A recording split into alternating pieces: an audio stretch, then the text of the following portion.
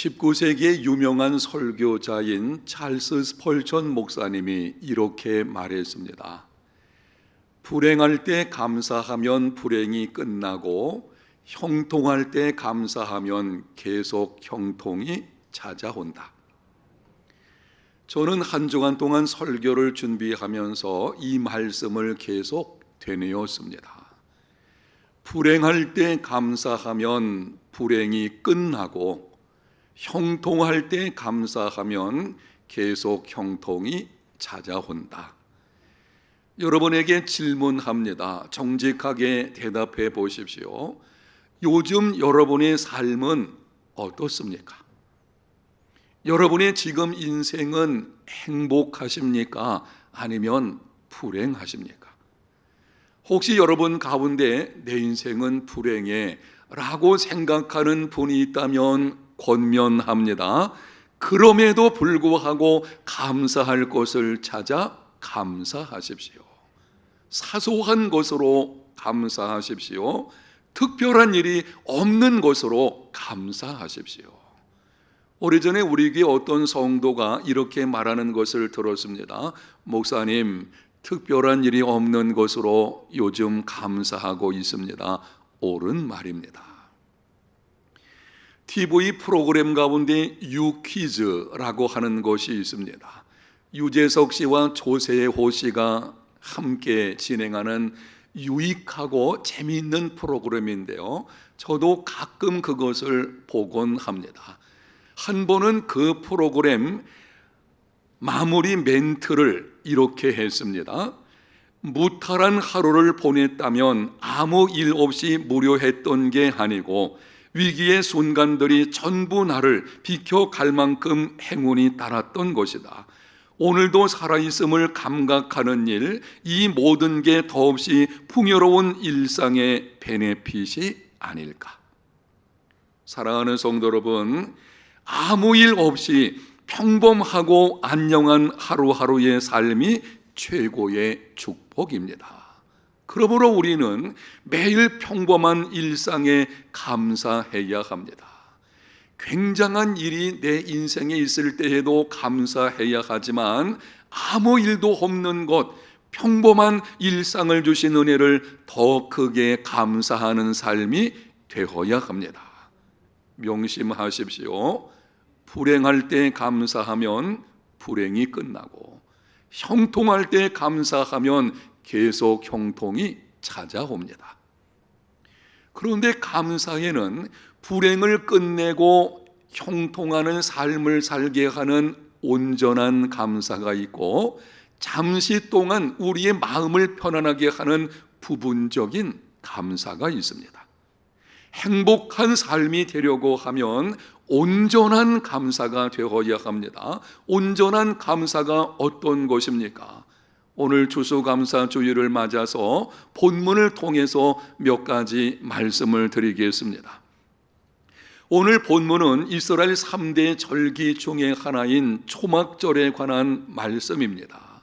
초막절은 한 해 동안 농사를 짓고 그 소출을 거둔 후 하나님께 감사하며 지키는 절기입니다. 오늘 우리가 지키는 추수감사주일 혹은 추수감사절, 바로 이것이 구약의 초막절입니다. 그런데 감사절을 지키라고 하시면서 13절 상반절에 이렇게 말씀하십니다. 너희 타작마당과 포도주 틀의 소출을 거두어 들인 후에 이것이 전부입니다. 영상에 기록된 말씀을 여러분이 주목해 보십시오. 어떤 조건이 붙어 있지를 않습니다. 원하는 것을 얻었다면, 너희들이 지난 해보다 금년에 더 많은 소출을 얻었으면, 다른 사람이 가진 것과 다른 특별한 것을 얻었다면 감사절을 지키라, 그렇게 말씀하지 않습니다. 무슨 말인가요? 얼마를 얻었든 상관없이 혹 기대한 것만큼 얻지 못해서도 감사절을 지키라는 것입니다. 온전한 감사는 무조건적 감사입니다. 감사에도 수준이 있는 것을 보게 되는데요. 1차원적인 감사는 만약의 감사입니다. 내가 원하는 것을 만약에 얻게 된다면, 건강이 회복된다면, 많은 것을 얻는다면 감사하겠습니다. 어린아이 수준의 감사입니다. 2차원적 감사는 때문에 감사합니다. 많은 것을 얻었기 때문에, 회사에서 승진했기 때문에, 내 인생의 꿈을 이루었기 때문에 감사하는 것, 이거는 보통 사람들이 하는 감사입니다. 3차원적인 감사가 있습니다. 그럼에도 불구하고 감사하는 것입니다. 불행한 일이 찾아왔음에도 불구하고, 일이 꼬이고 곤경 중에 있음에도 불구하고, 건강을 잃어버렸음에도 불구하고 감사하는 것입니다. 하나님을 신뢰하는 믿음의 사람만이 할 수 있는 무조건적인 감사이며, 이것이 온전한 감사입니다. 앞에서 말씀드린 스펄전 목사님은 나이 40이 넘었을 때에 통풍으로 인해서 고생을 했다고 합니다. 통풍은 요산의 과다축적으로 발생하는 질병입니다. 다른 사람이 지나갈 때에 스치는 그 바람, 그 작은 바람에도 통증이 찾아온다 그래서 통풍, 이렇게 말하는 것입니다. 당시는 오늘날과 같이 진통제가 발달한 시대가 아니었기 때문에 통풍이 증세가 찾아오면 그냥 있는 그대로 감내해야만 했습니다. 한 번은 스펄전 목사님이 통풍으로 고통스러워하고 있는데 믿음 좋은 교회 성도 한 사람이 찾아왔습니다. 목사님에게 묻기를, 목사님, 통풍으로 몹시 아픈 이 순간에도 하나님께 감사할 수 있습니까? 목사님이 대답합니다. 예, 감사하려고 애를 쓰고 있습니다. 병이 나은 후에 하나님 앞에 참으로 감사하기 원합니다. 그러자 그 신자가 이렇게 말했습니다. 목사님, 지금 몸이 아플 때 하나님께 감사할 수 있어야 합니다. 하나님께서 범사에 감사하라 하셨으니 지금 아픈 것으로 하나님께 감사하십시오. 그러면 하나님께서 큰 은혜를 베풀어 주실 것입니다. 그 말을 듣고 스펄전 목사님은 충격을 받았다고 합니다.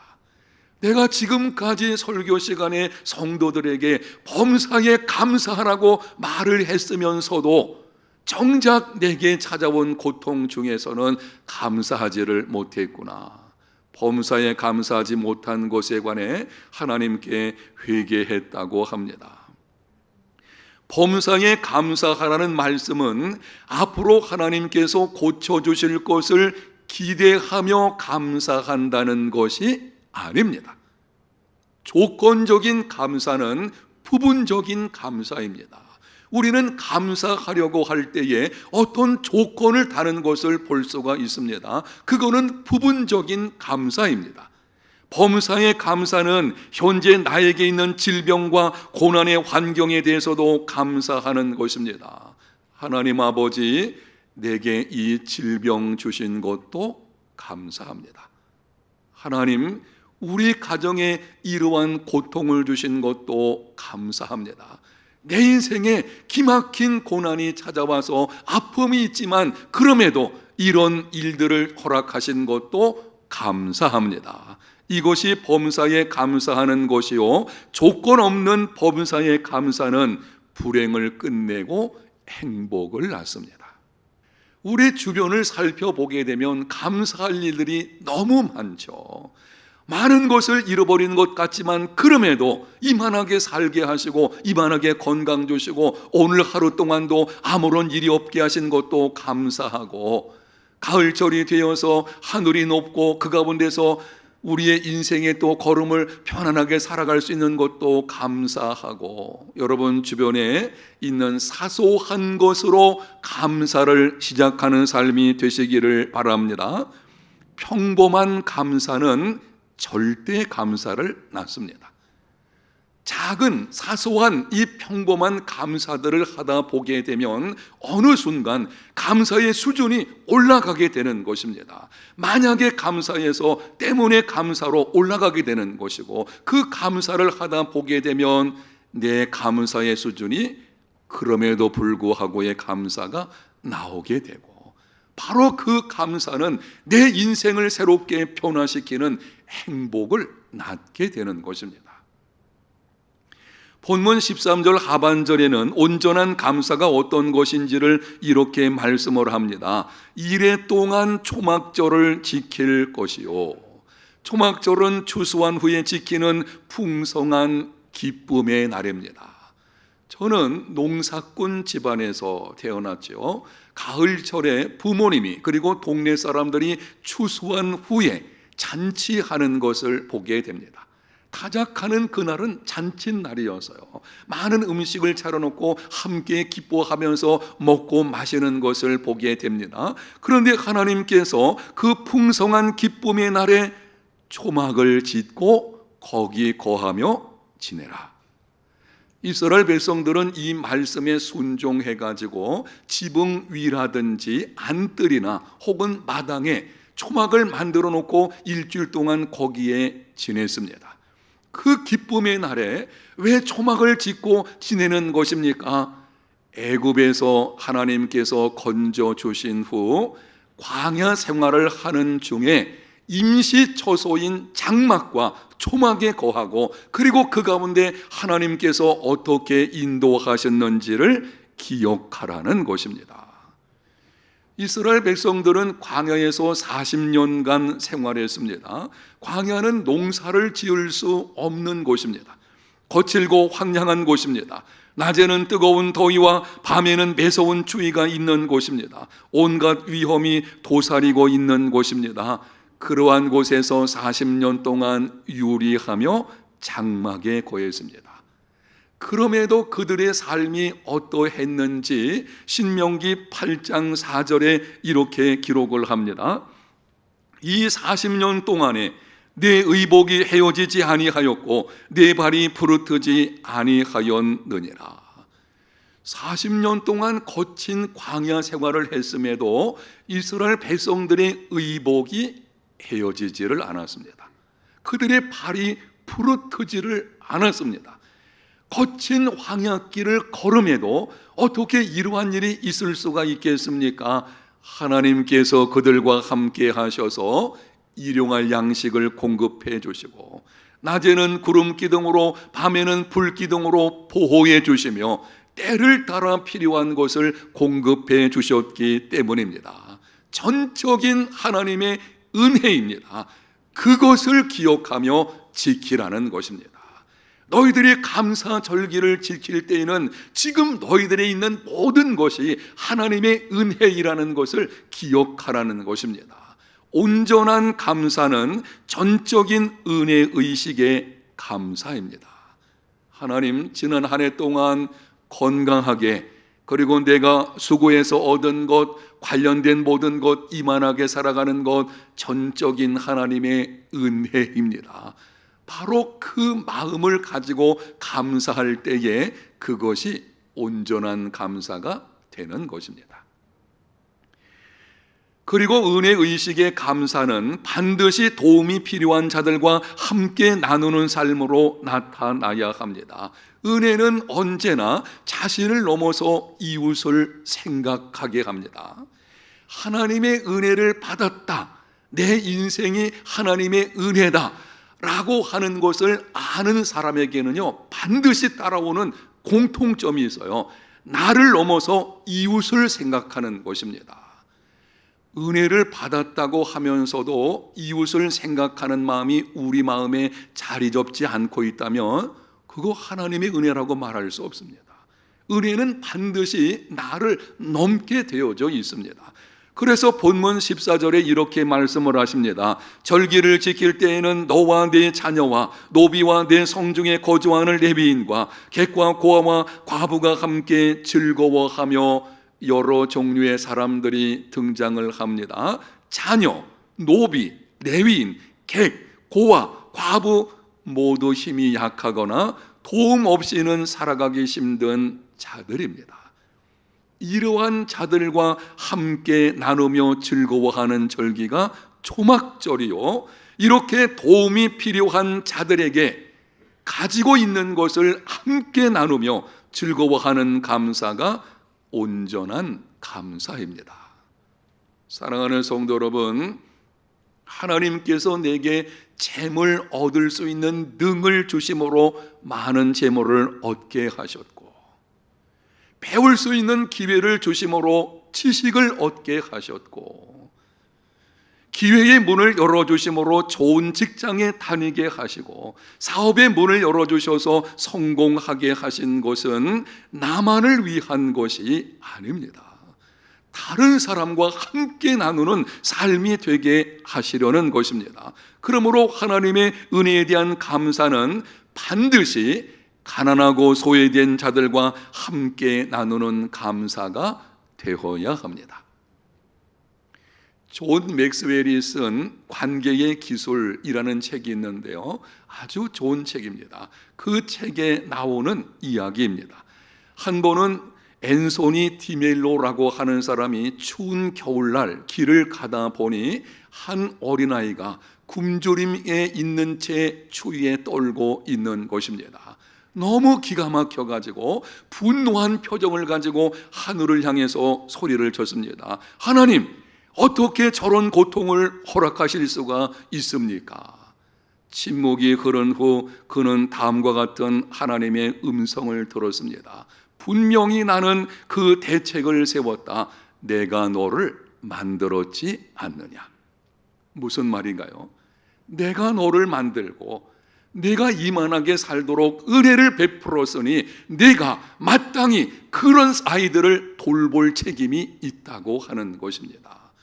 은혜를 받은 삶, 적어도 우리가 우리의 삶이 하나님의 은혜임을 안다고 하면 가난하고 소외된 사람들에게 넘어가는, 그들을 향해서 있는 것을 작은 것이라도 나누는 삶이 되어야 합니다. 명심하십시오.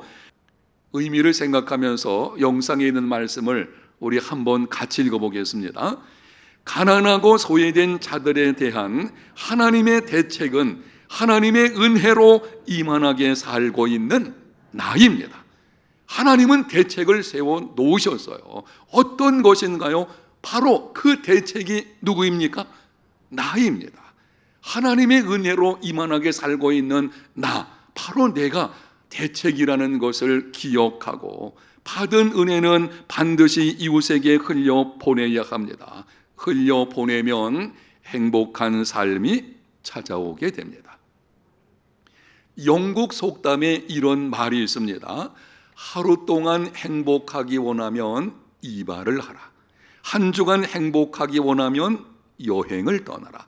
한 달 행복하기 원하면 새로운 집을 사라. 1년 동안 행복하기 원하면 결혼을 하라. 그리고 일생 동안 행복하기 원하면 이웃을 섬기는 자가 되라. 이웃과 함께 나누는 감사가 온전한 감사이며 온전한 감사는 행복을 낳습니다. 이렇게 조건 없는 범사의 감사, 은혜의식의 감사, 함께 나누는 감사, 이 세 가지를 온전한 감사의 조건들이라고 말할 수가 있게 되는데요, 이렇게 온전한 감사를 하게 되면 어떤 일이 찾아오게 되는지 본문 15절에 말씀을 합니다.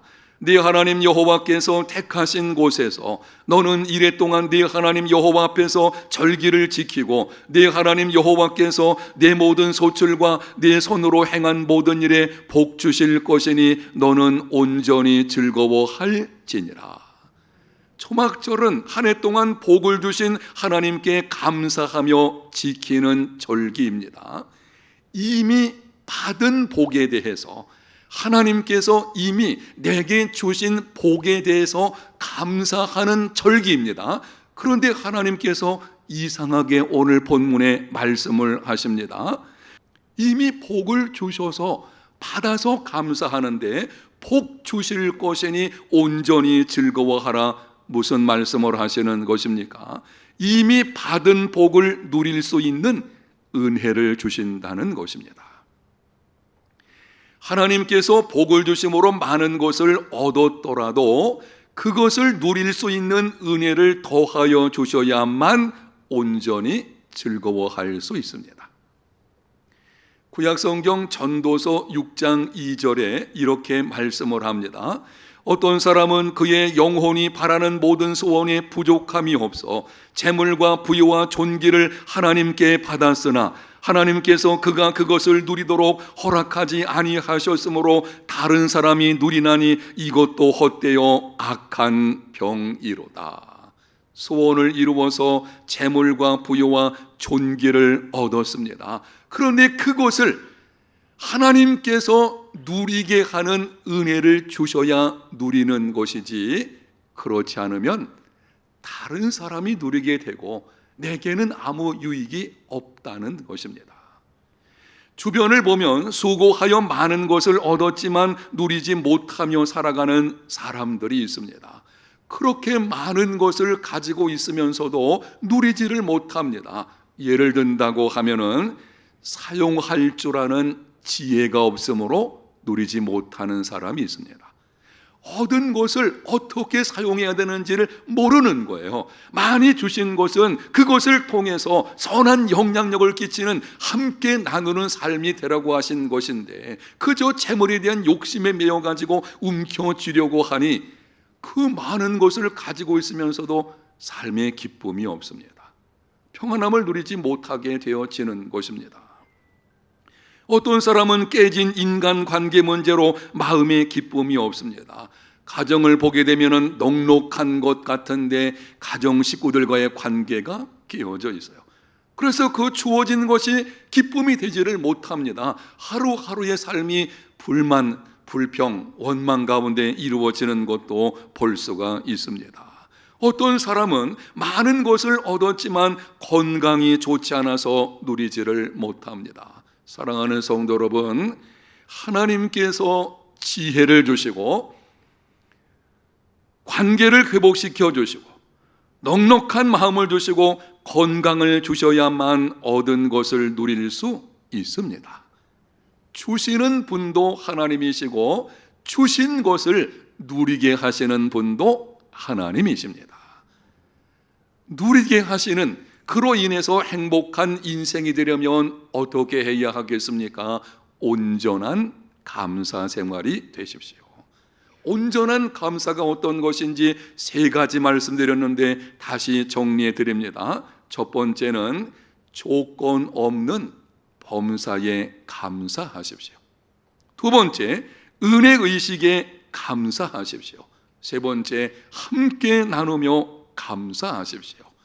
오늘 하나님께서 우리에게 말씀을 하십니다. 온전한 감사는 행복을 낳는다. 코로나19로 인해서 여러분이 힘겨운 시간을 지금 보내고 계시고 여러분들 가운데서는 이런저런 여러 가지 것들을 잃어버린 경우도 많이 있을 것입니다. 그 모든 것들이 회복되어지는 추수감사 주일이 되시기를 축복합니다. 저는 우리에게 모든 성도들이 이 코로나19로 인해서 잃었던 모든 것이 다 회복되는 이번 감사절이 되었으면 좋겠다. 여러분, 그런데요, 회복되어야 할 것들 중에 우선순위는 감사가 회복되어야 됩니다.